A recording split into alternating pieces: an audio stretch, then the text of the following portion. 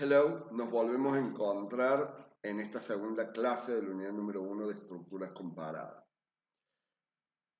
In the first part of today's presentation, I would like to give you a general review, a glimpse, una mirada of what you have already learned about determiners and adjectives. Always remember that determiners, as the name suggests, are those terms that determine the distance, the position, the quantity of an object from the speaker's point of view. For example, this house might name some sugar. And you see, determiners always have a premodifying position. They are always premodifiers of a noun. Sometimes at high school we learned that esto de adjetivos demostrativos, adjetivos posesivos, etc. No, this is wrong. They are not adjectives, but determiners. Adjectives, as we have already seen, have only a qualifying position. They are qualifiers of a noun. For example, new, young, tall, and even the colors, red, blue, brown. We may have not only one adjective premodifying a noun, but a never-ending list of adjectives premodifying a noun, denoting shape, material, nationality, etc., in an accurate order, as we have already learned. Pronouns, on the other hand, have a referential function. They may refer to something mentioned either early or later in the text. Remember all these of cataphoric and anaphoric reference. Cataphoric reference when the pronoun refers to something mentioned later, ahead in the text, while anaphoric reference when the pronoun refers to something said previously, said earlier in the text. Both determiners and pronouns are of different types. For example, we have articles as determiners, definite, indefinite, or zero articles, possessive determiners, demonstrative determiners, quantifying determiners, multipliers, esto de que utilizamos en the adverbs of frequency, for example. Twice a day, once a week. Well, this twice, these ones are multipliers. Regarding pronouns, we have personal pronouns, indefinite pronouns, relative pronouns, reflexive pronouns, etc. Vamos a hablar ahora del grammatical gender, which is problematic. And we're not going to associate gender only to nouns, but also to determiners, adjectives, and pronouns. In English, gender is always associated to biological sex. For example, a noun is male or female gendered depending whether this particular noun is defined in relation to he or she pronouns.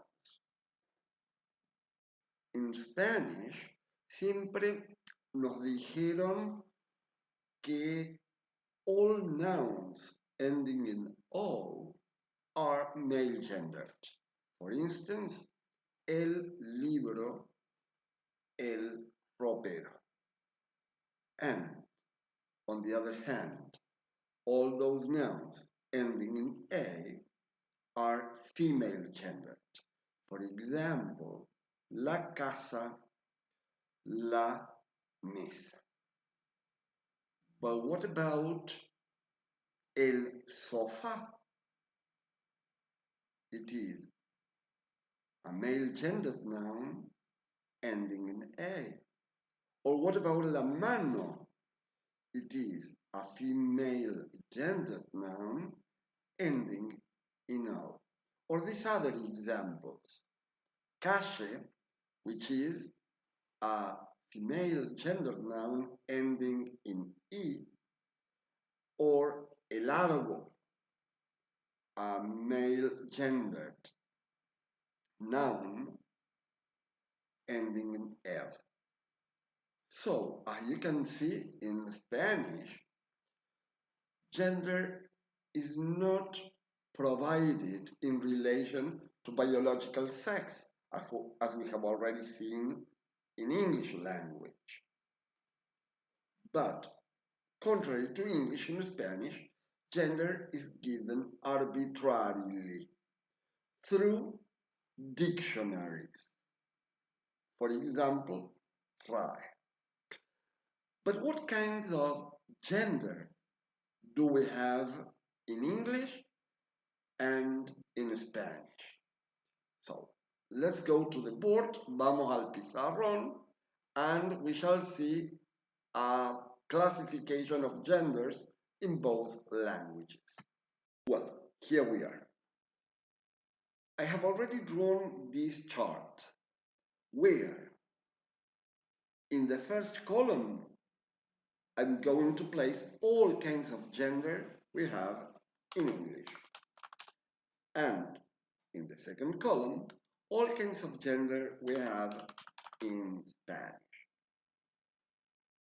In both English and Spanish languages, we have male gendered nouns and female gendered nouns.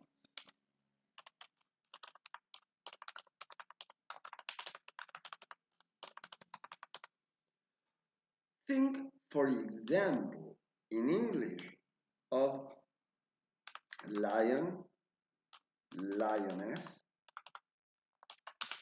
or father, mother.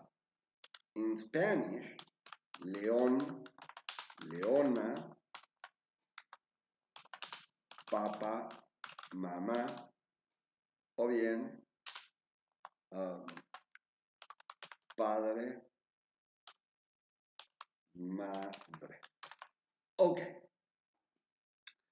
As you can see, in both English and Spanish languages, gender may be either morphologically marked, like in lion, lioness, leon, leona. Pay attention to the ending in the female gender, the suffix, or morphologically unmarked, like in father, mother, papa, mama, padre. But what about the following example? Think of brother, sister. Here the panorama is completely different because in English we have a clear example of a morphologically unmarked gendered noun, but in Spanish, hermano, hermana has a morphologically marked gender. This is an interesting example to see the differences in gender between both languages and to see that from time to time there is not a one-to-one correspondence between English and Spanish languages. Now we have in both languages a common or dual gender.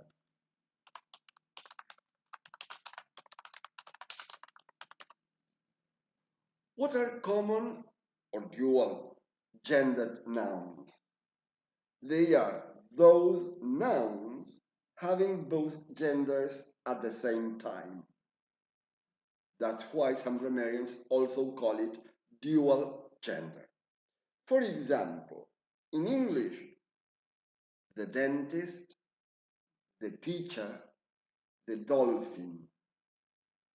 In Spanish, el, la dentista, el, la comediante, el, la docente. Aunque en este último ejemplo, como equivalente de teacher, podríamos haber optado por el maestro, la maestra, el profesor, la profesora, that is, male and female genders in the first category. Por lo tanto, fíjense las marcas que podemos cruzar en la elección del género cuando hay este solapamiento de elecciones terminológicas para saber cómo justificar luego la elección. Always remember that justifications are always done through theoretical framework, never through opinion in constructive analysis. Now, what about president? Suppose you are translating a text about President Giorgia Meloni, the Italian president. How would you translate it into Spanish? Ahora que está muy de boga la discusión del género en torno a presidente. La presidenta Giorgia Meloni o la presidente Giorgia Meloni. Female gendered, presidenta, la presidenta, o common gender, la presidenta. Déjenme decirles que lo correcto es la presidenta, female gender. Remember that in Spanish, gender is always given arbitrarily, that is, through dictionaries. So, whenever you are in doubt about the gender of a certain noun, please look it up in dictionaries. For example, RAE. Then, in Spanish, and only in Spanish, we have epicene gender. I hope you know what epicene gender is. Epicene nouns are those people or animals with invariable gender, and in this respect, this gender is used with any kind of people or animal of the class, no matter their biological sex. For example, el personaje, la persona, el tiburón, la tortuga. Sometimes, to distinguish them, it is used male, macho, or female, hembra, acompañando, sobre todo en el caso de los animales. Like in el tiburón macho, the male shark, el tiburón hembra, the female shark, when context is clear, but this is not quite common, to tell you the truth. But what happens in English? As we have already seen, in English, the gender of animals may be either male, female gendered, for example, lion, lioness, horse, mare, cock, hen, or common gender or dual gender. For example, tortoise, spider, shark, etc. Well, now, whenever we have common gender in an English text, it is probably we have ambiguity in Spanish when there is no clear reference as to which gender the text is referring to. So let's see this through different examples now. I would like to analyze a nice example I came across in this book called Headlines by Priscilla Karan, which says, today Mr. Olayer, a registered nurse trained as an anesthetist, earns about $30,000 a year at Jameson Memorial Hospital in Newcastle.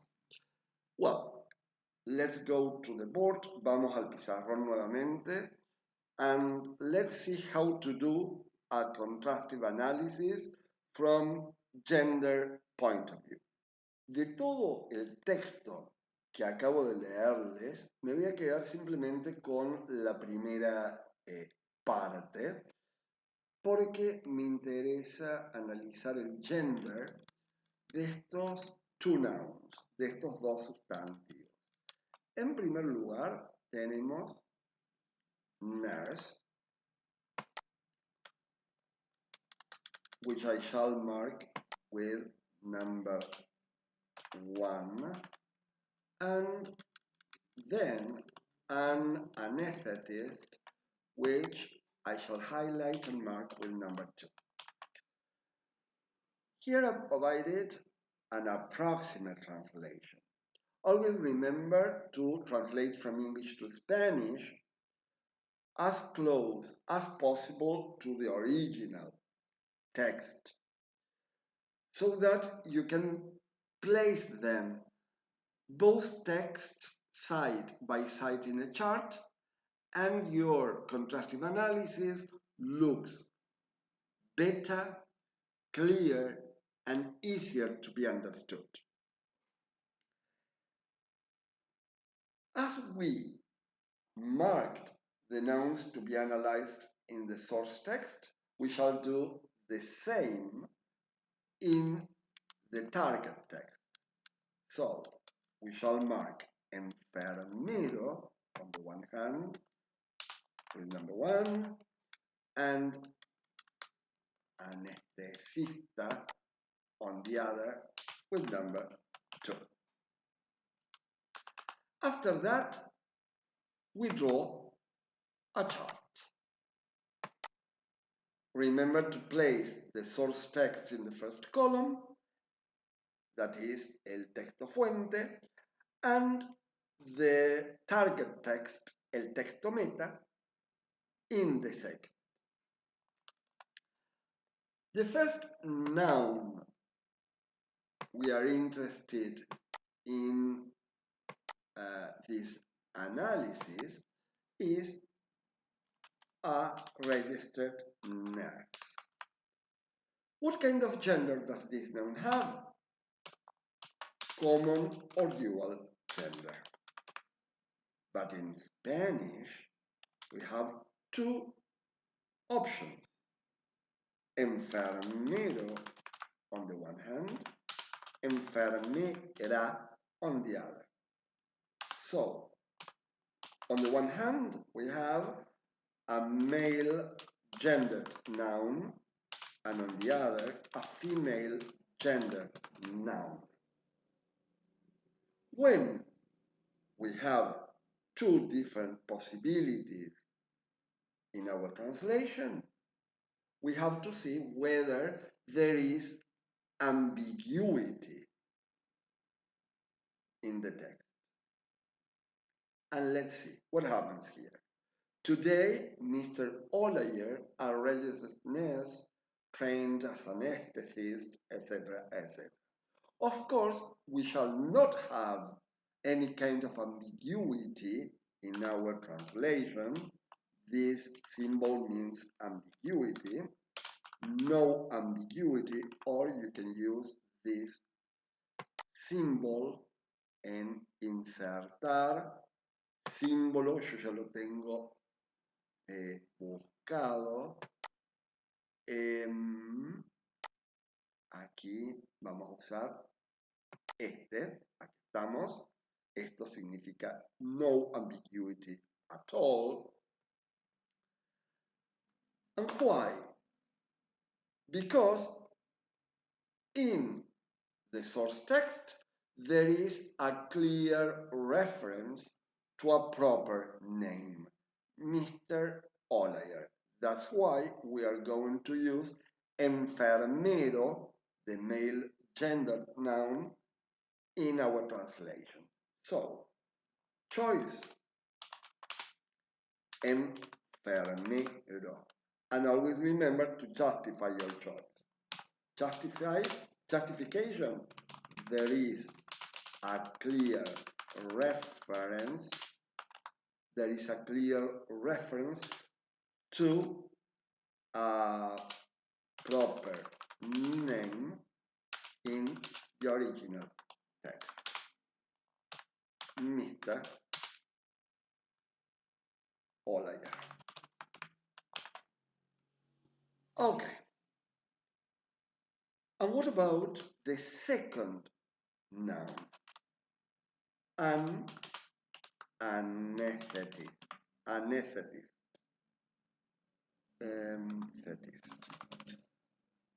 In English, the noun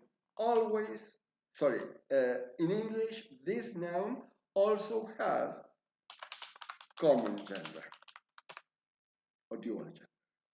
But in Spanish, let's see what happens. El anestesista, la anestesista. We have common gender in Spanish as well. Pero ¿qué pasa aquí? Es muy interesante analizar este ejemplo porque in English, anesthetist is pre-modified by an indefinite article. But in Spanish, anestesista is pre-modified by zero article, lo cual nos favorece en la elección del género. En este caso no vamos a tener problema porque anestesista, como vimos, tiene common gender en español al igual que en inglés. Pero, ¿qué hubiese pasado si en este mismo texto, y aquí voy a borrar en el original, no tuviéramos la referencia del proper name? Tuviéramos simplemente así. Today, a registered nurse trained as an anesthetist. Y aquí también vamos a borrarlo en el texto meta. El enfermero titulado como anestesista, etcétera, etcétera, etcétera.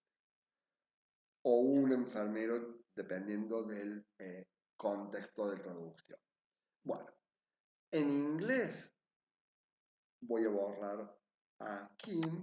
Vamos a ver qué pasa con el primero de los sustantivos tenemos a nurse, common gender, pero en español, si bien podemos tener enfermero, enfermera, con lo cual presentaría algún tipo de ambiguity, no lo tenemos. Y vamos a elegir en favor del masculino, enfermero. Pero aquí la justification is different. ¿Qué pasa con la referencia del segundo sustantivo? Anestesista. Vamos a optar por el género masculino, ya que en nuestra cultura los anestesistas por lo general son en un gran porcentaje hombres y no mujeres.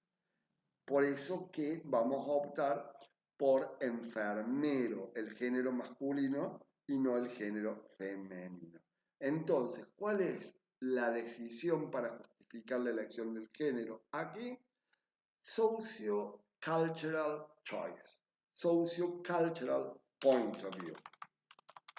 Cultural point of view. Because in general, it is males the ones who are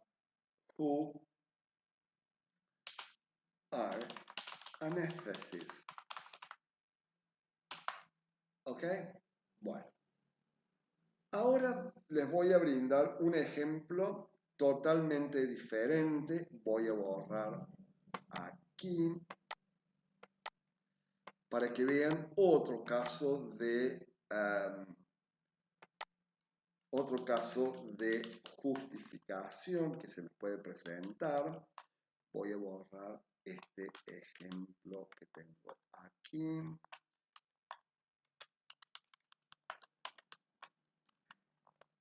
Y vamos a escribir este otro ejemplo. The student arrived later than allowed. ¿Cómo traducirían ustedes esto al español? There is no clear reference in the text that allows us to choose a gender in favor of the other. So here we have two options. El estudiante, la estudiante. Ambiguity in this case. Llegó más tarde de lo permitido. Bueno, let's see. In English, the student has common gender. In Spanish, we have two options of translation. On the one hand, el estudiante. On the other, la estudiante. Ambiguity. Remember to place it here. Gender in Spanish, common gender. But in this case, what gender shall we choose? Male gender, el estudiante, or female gender, la estudiante in Spanish? In this case, when there is no reference at all in the English text, we shall use the generic masculine gender. So our choice in this case is el estudiante, because generic masculine gender designates the whole class. That is, includes both male gender and female gender all together at the same time. So our justification is we resort to masculine, to generic masculine because it designates the whole class. The whole class. That is, it includes both males and females all together. Okay. Now, what happens with gender in pronouns, determiners, adjectives? Would you be able to carry out a similar analysis concerning these categories? Well, creo que por estos 30-40 minutos ya es suficiente para esta primera parte. Detengan el video, vayan a cargar agua para el mate, salgan un ratito a caminar, respiren aire puro, despéjense y nos volvemos a encontrar en los últimos 40 minutos de esta presentación. Hasta luego. Bueno, nos volvemos a encontrar en esta segunda parte. En la primera, en tan solo 30-40 minutos, intenté darles un pantallazo general, a glimpse, sobre la diferencia entre determiners y pronouns, en el caso que se les presente algún tipo de disyuntiva en la traducción y por supuesto en el contrastive analysis, pero también me interesaba abordar un tema como es el caso del gender, que es quite problematic en las traducciones, sobre todo cuando el texto original, el texto en inglés, no presenta una clara referencia para decidir a favor de un género o de otro, en el caso de los sustantivos, pero también de las categorías gramaticales que mencionábamos. Los determiners, los adjectives, los pronouns. En esta segunda parte de la presentación quisiera abordar otro de los temas gordos que tiene el contrastive analysis y que es el caso de genitive case. No tanto desde el punto de vista de la traducción, porque ahí no se generan demasiados inconvenientes, pero sí desde el punto de vista de la interpretación, porque eso también puede traernos aparejado una distorsión de sentido en la traducción. We often tend to associate genitive case with possession, but it is not always so. Think of the following example. Let's go to the board, volvemos al pizarrón. In English, we have two different kinds of genitive case. On the one hand, we have an inflected genitive, also called possessive genitive, and on the other, a periphrastic genitive or off genitive. For example, the pages of the book. From the contrastive analysis, we are going to be only interested in the first case, that is, in the inflected or possessive case. As you can see, This is a clear example of a nominal phrase, of a noun phrase. Remember that the head of all noun phrases is always a noun. In this case, sister is the head noun. But what about John?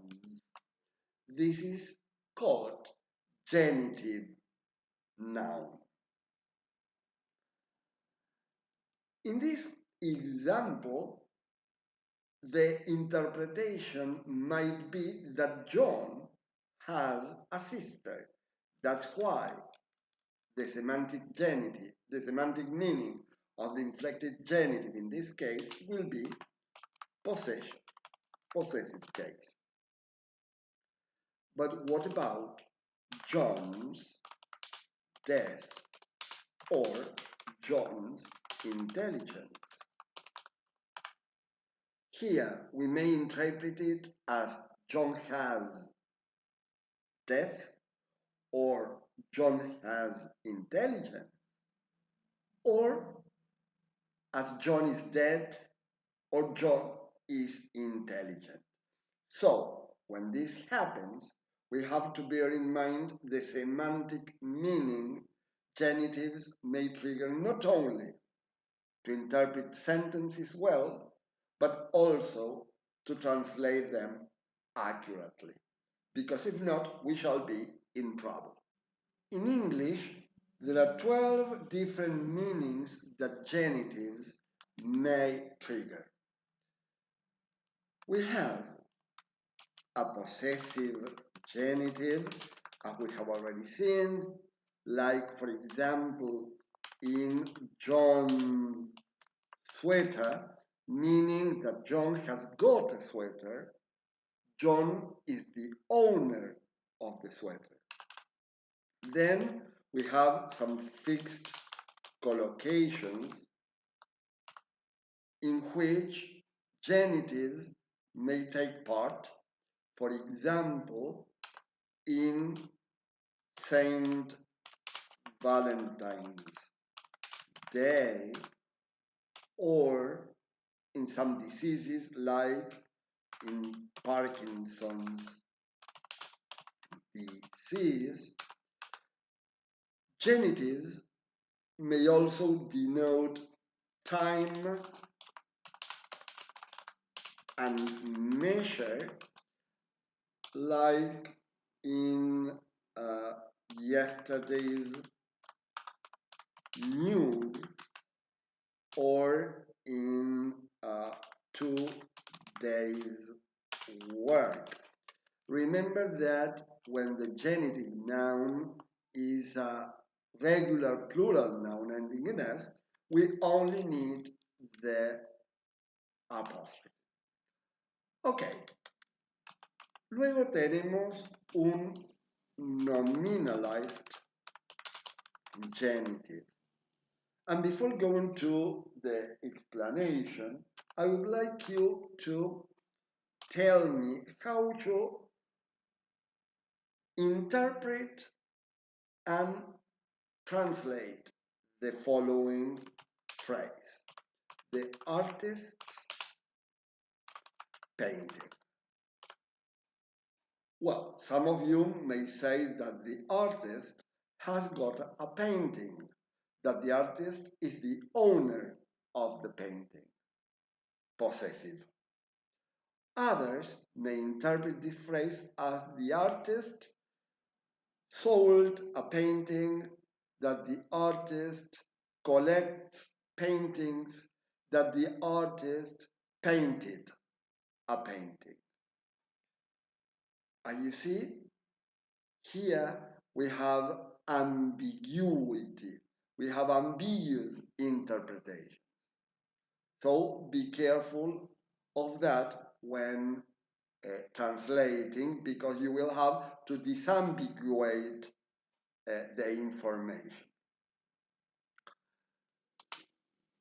When the interpretation is the artist collects paintings, sold a painting, painted a painting, I'm going to write just one as an example.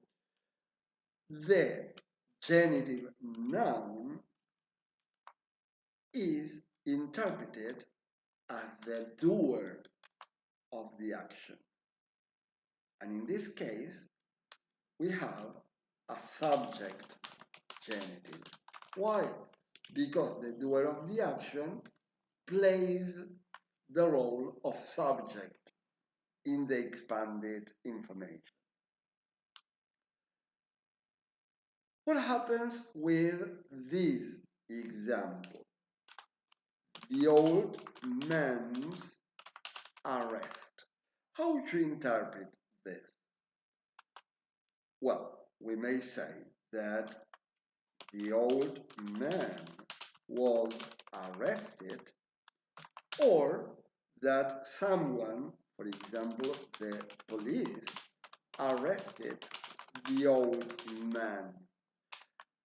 Here, the panorama is different from the previous example, because here the genitive noun becomes the recipient of the action. That is, the genitive noun plays a role of direct object in the expanded information. So here we have an object genitive. Then we have a partitive genitive, like in Peter's eyes. In this case, the head noun, which I'm going to highlight, always represent the part of a whole. The eyes, in this example, is a part of the whole, is a part of the face, which represents the whole. Sometimes partitive genitives require a partitive construction as premodifier. For example, 10% of Argentina's exports.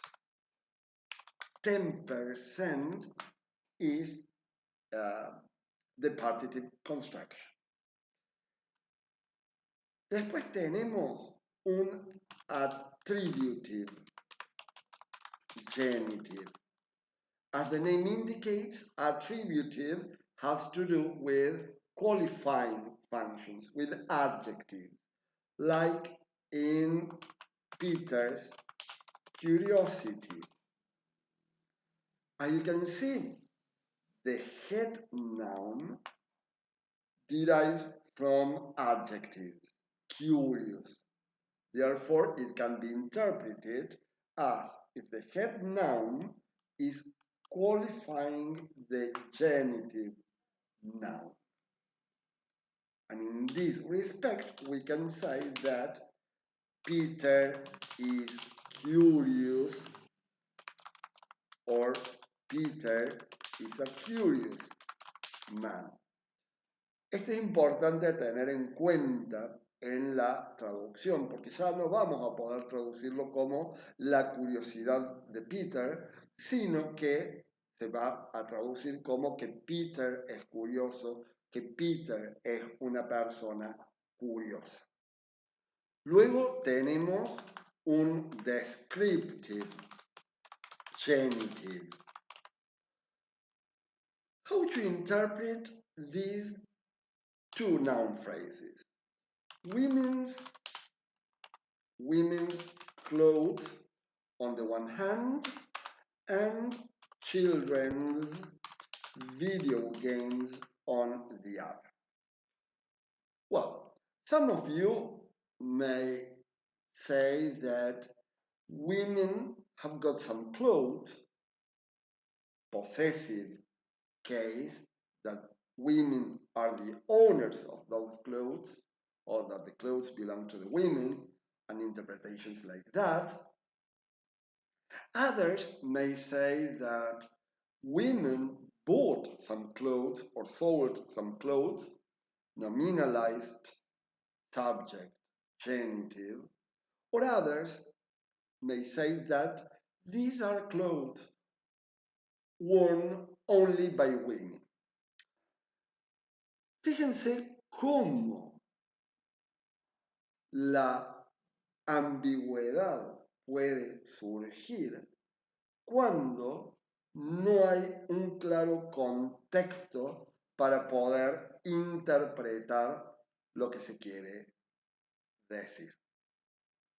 Por lo tanto, cualquiera de estas interpretaciones que hayamos hecho puede ser incorrecta al momento de traducir si el contexto no es lo suficientemente claro. Por lo tanto, en este caso no tienen nada que ver con la labor del traductor, sino cómo el redactor del texto original seleccionó las marcas en el contexto para decidir cómo traducir ese genitive. Si decidimos por la tercera opción, they are clothes worn only by women, we have a descriptive genitive in this case, where the genitive noun becomes the agent of the action by women.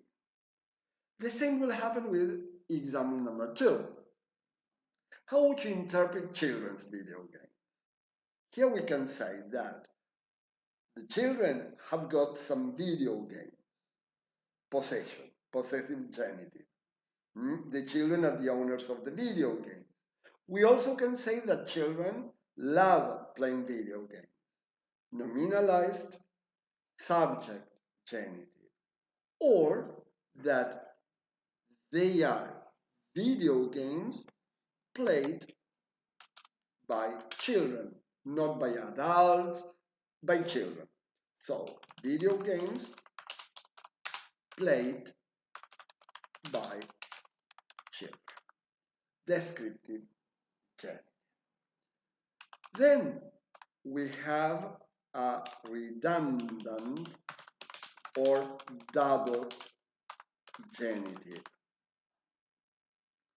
As the name indicates, the sentence displays both kinds of genitive,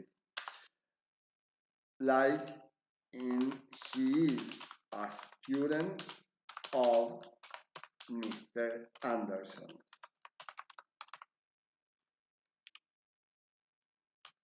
Por el of tenemos periphrastic or of genitive. And here we have, por el apóstrofo s, tenemos possessive or inflected genitive. Luego tenemos un group genitive. Pay attention to the following example. How would you translate this sentence into Spanish? The man next door's cats are big and white.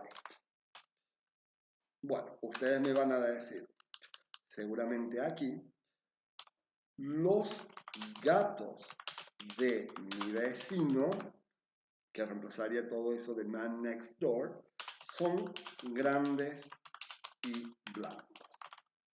Bueno, let's concentrate now in the analysis of the subject in both examples.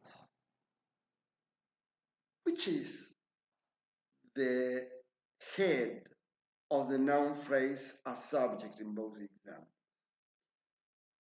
In the English sentence, the man next door's cats, man is the head.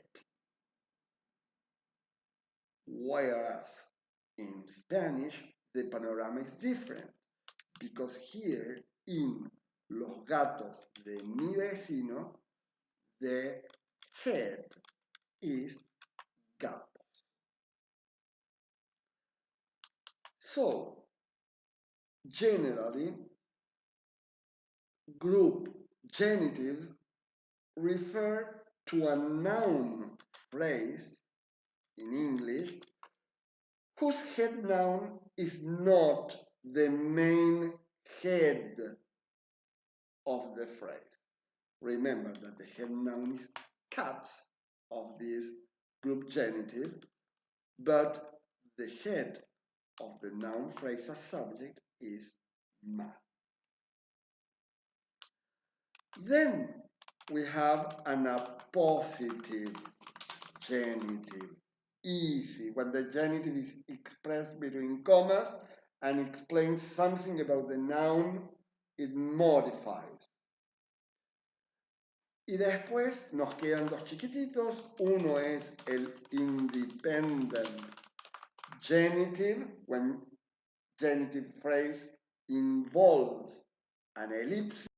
For example, he is not my father, but John's. This ellipsis means that John's father. The head noun here, which is elided, is familiar to the speaker. That's why it is elided. Sometimes independent genitive is used to refer to places of business, clubs, companies, etc. That's why some grammarians also call them locative genitives as well. For example, they got married at St. Paul's. Here the ellipsis may mean at St. Paul's Cathedral, St. Paul's Church, St. Paul's Parish. And then we have a genitive of origin or source genitive. For example, Italy's cheeses, the hen's eggs. How do you interpret both examples? Well, you can say, in the first example, Italy produces cheeses, Italy imports cheeses, Italy exports cheeses. In the second example, the hen lays eggs. Or in the past, the hen laid some eggs. As you can see, genitive of origin sometimes looks similar to nominalized subject genitives, even from the interpretation point of view. In this case, the head noun, cheeses in the first example, eggs in the second example, represent the source or the origin, the genitive noun, Italy exports, sells, or in the second example, the source or the origin, the hen lays. That's why some grammarians call it genitive of origin, others call it source genitive. Both names are correct. Bueno, gente, hemos llegado hacia el final de este recorrido y les va a quedar a ustedes por investigar por su cuenta qué pasa con la ambigüedad o no en la interpretación de ciertos genitives. Algo de esto ya hemos estado abordando con algunos ejemplos en la presentación. Van a tener preguntas, instrucciones, lo podrán trabajar desde el material de la lectura, desde lo que muy someramente abordé en este video o de la source que ustedes más les guste. Eso corre por cuenta de ustedes. Espero que les haya resultado interesante este contenido y pueden aplicarlo de ahora en más en sus traducciones, sobre todo cuando se presentan casos de ambiguity. Nos vemos en un próximo encuentro. Hasta luego.